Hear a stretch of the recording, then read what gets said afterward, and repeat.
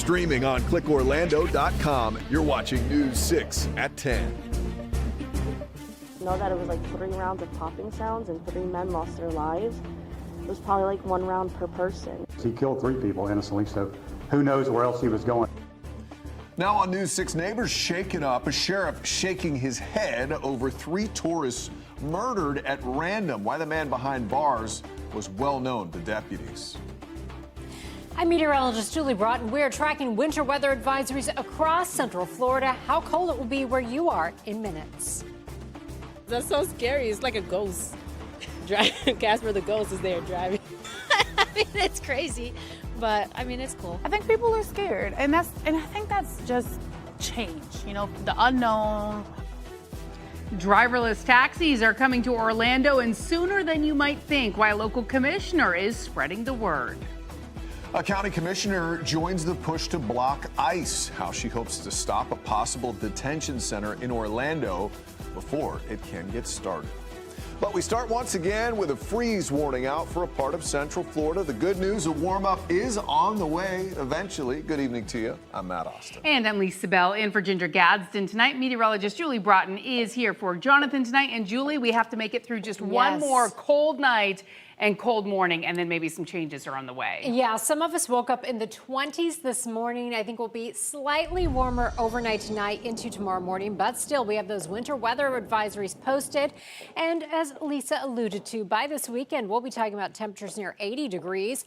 So those of you in Flagler, Sumter, and Marion counties are under freeze warnings, and we're talking about cold weather advisories for much of Central Florida because of the wind chill. So it will feel like the mid to upper 20s and low 30s for most of us as you're stepping out the door to work and school tomorrow.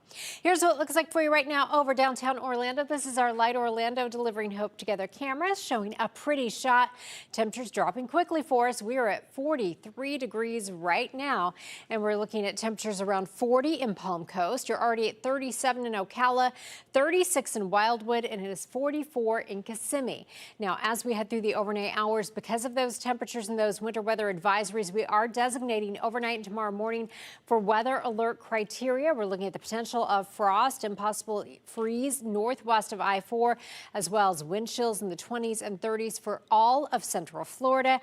But again, this cool down is just with us really for one more day. That warm up starts as soon as tomorrow afternoon. We'll talk more about that and tell you when we'll see 80-degree readings in the forecast coming up.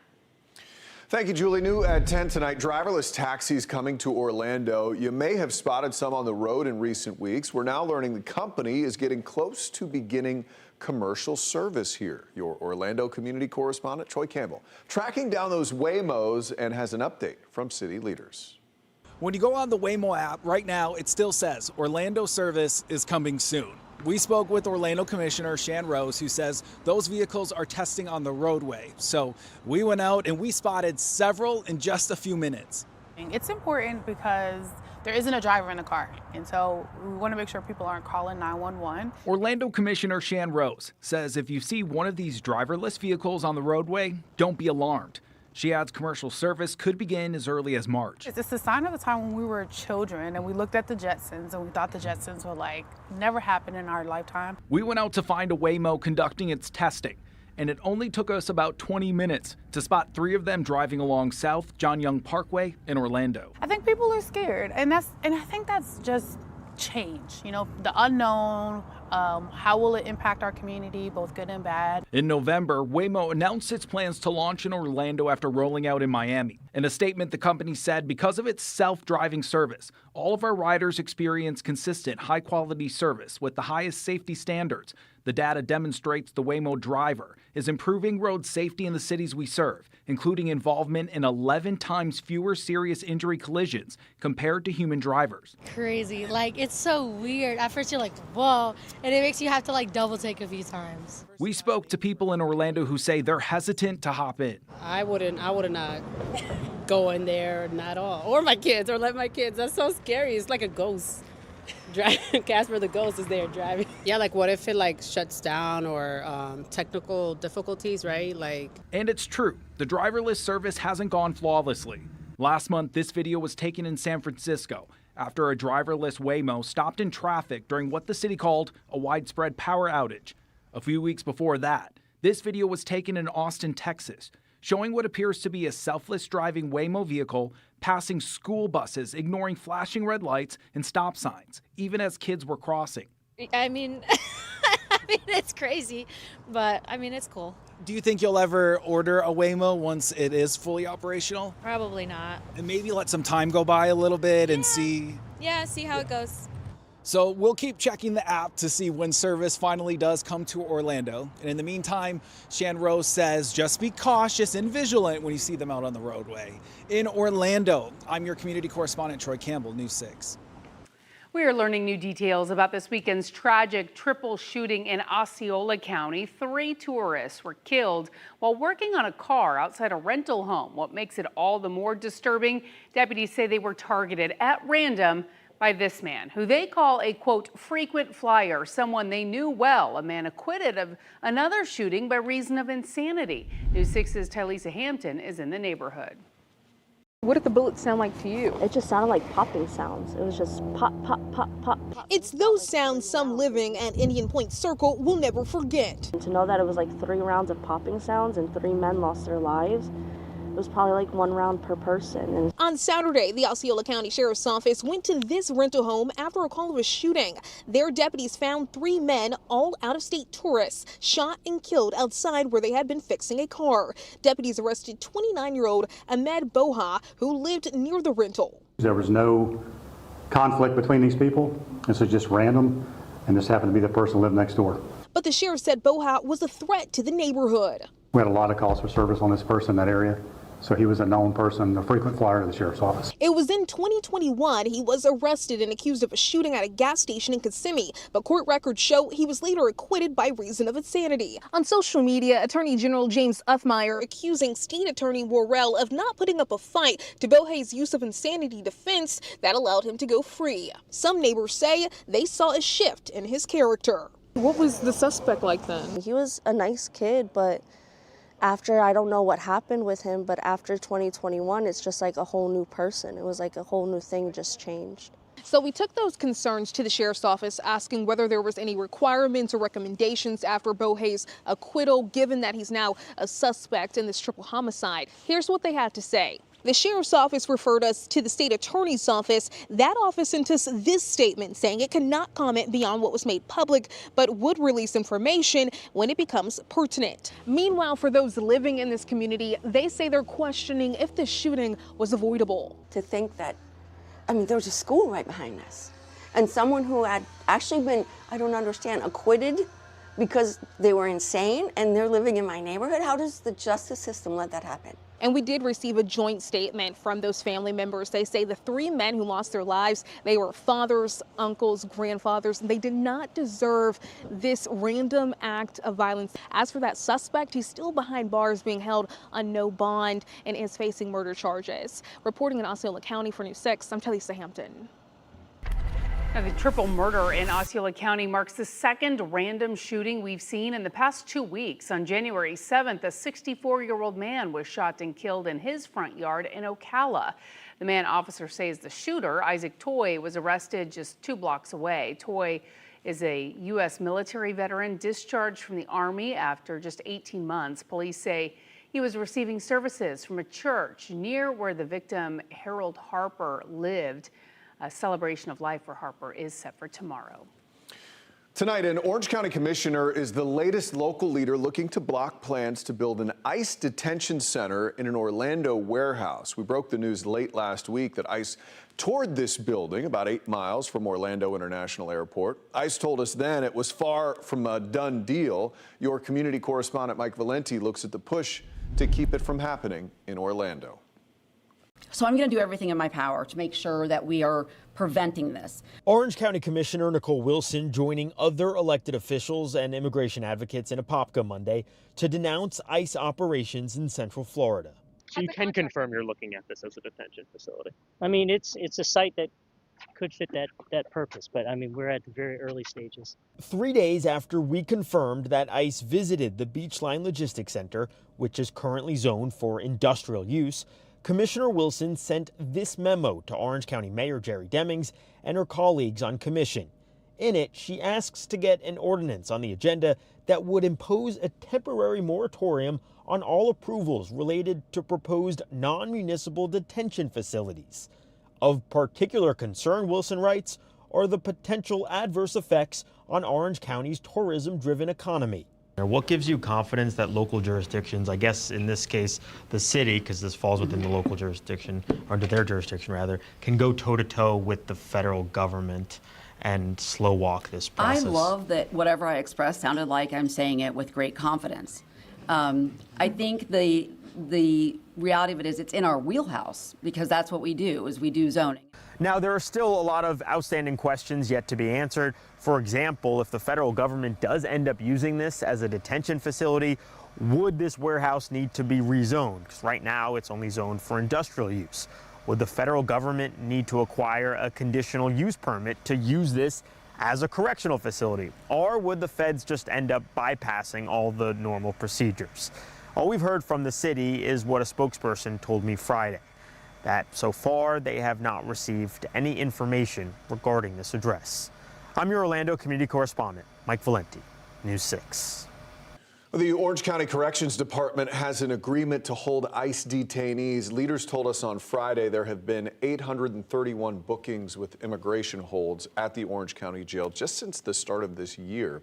In December, News 6 reported the federal government owes Orange County more than $600,000 in reimbursement payments for holding those detainees. Of course, we're going to stay on top of this developing story here on News 6 and on clickorlando.com.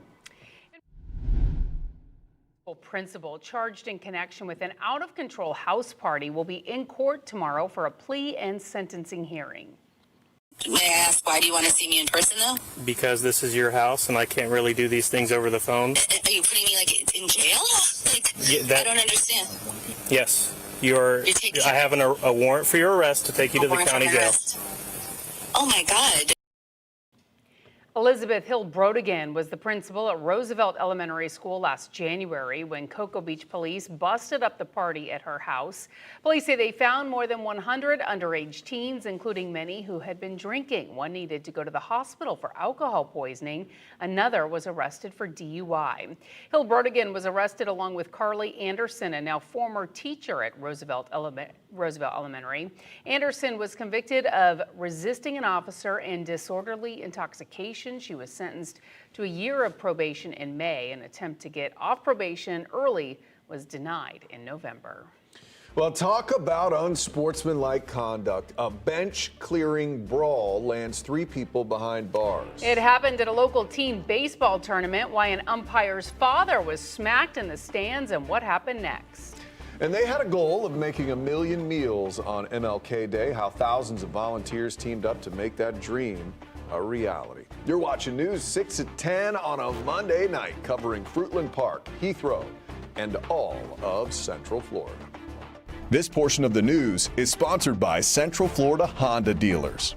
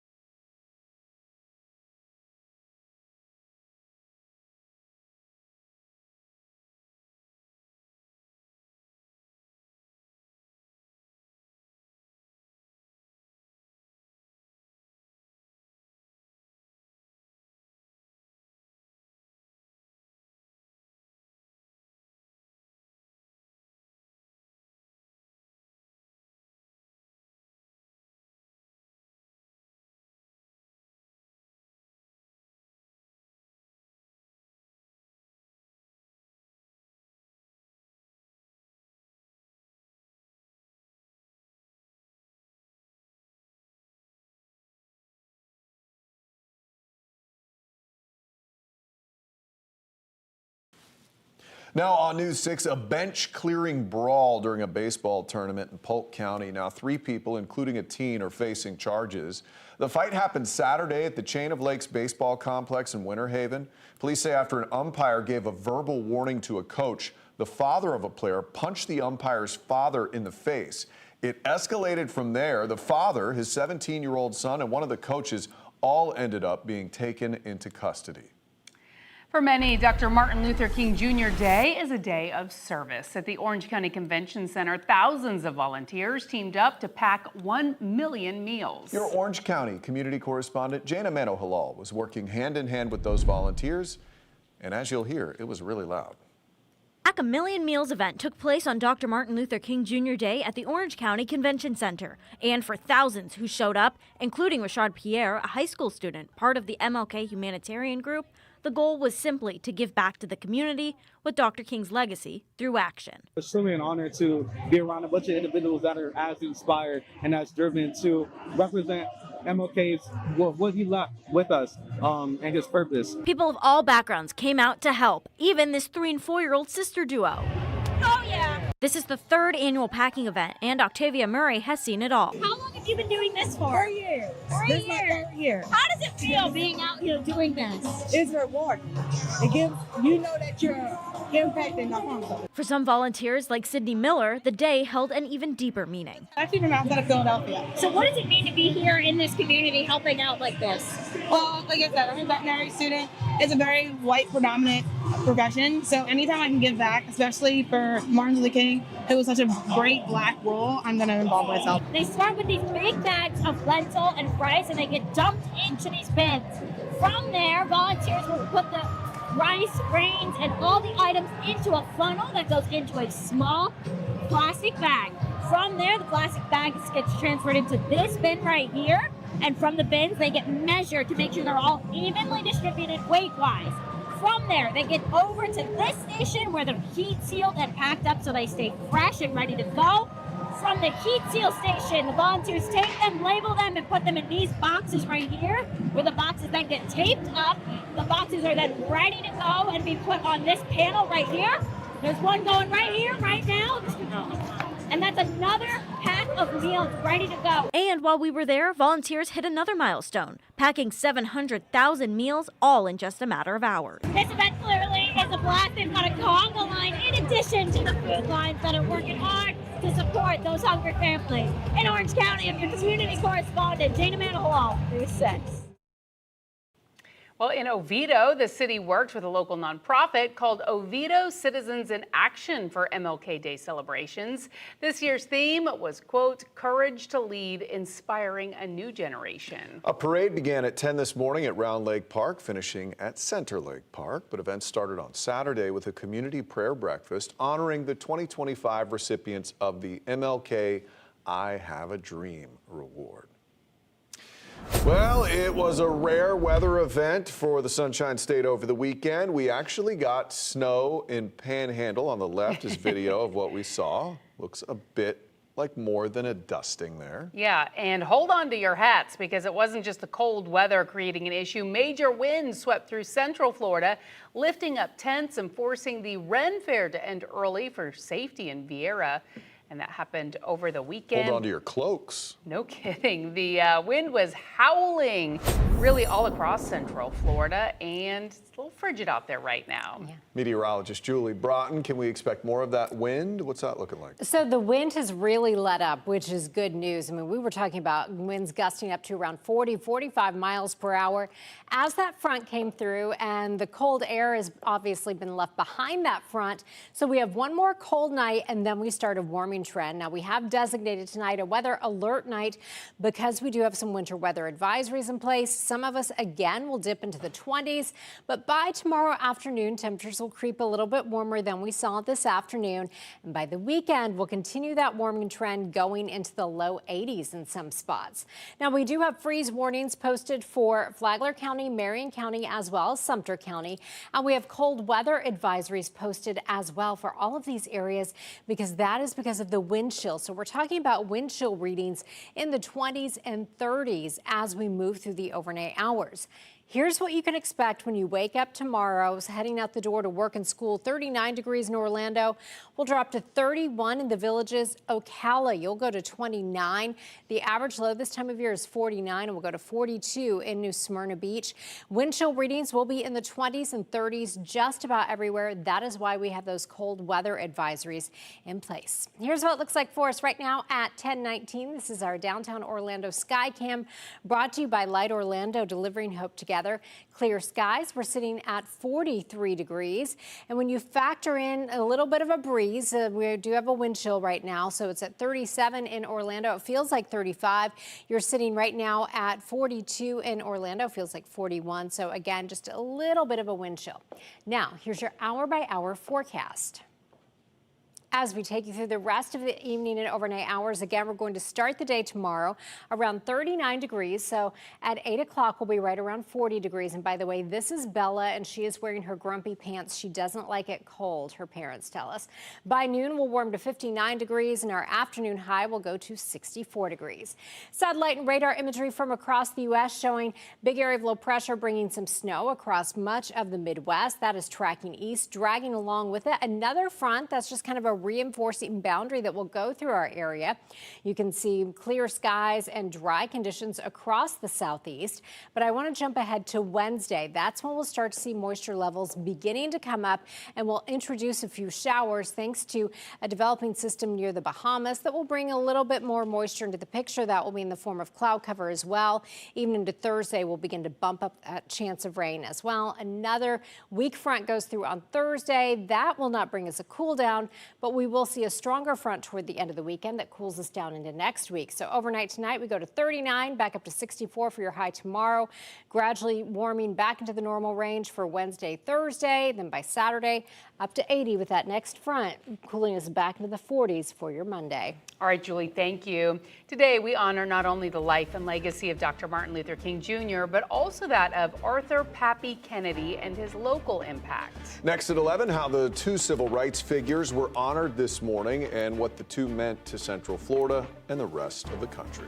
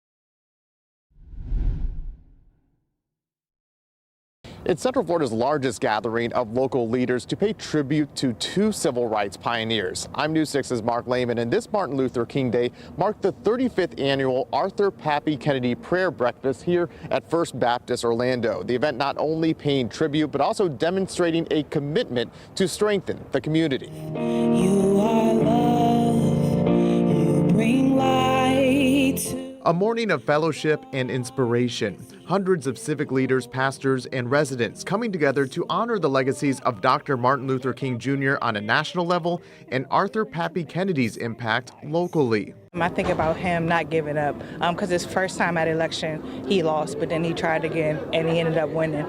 So never give up on your dreams, just like Dr. Martin Luther King as well, too. He had dreams as well, too, so never to give up. In 1972, Kennedy became the first African American elected to serve as an Orlando commissioner, but his service extended far beyond his time in office. He dedicated himself to enhancing the community through public and private partnerships, remaining a tireless champion for the advancement of every citizen. When you look at Pappy Kennedy, he was a phenomenal leader that lifted up the people here who created the space for so many other leaders to kind of do the work that they're doing in this community today. During the event, YMCA of Central Florida joined Southwest Orlando Jaycees and the Orlando Mayor's MLK Commission to award $2,000 scholarships to 19 high school students. Organizers say the commitment builds on the foundation set by both civil rights leaders, nurturing the potential of future generations. And I think the more that we do that to give kids that lift up, it's going to help them be successful in the long run. In Orlando, Mark Lehman, News 6.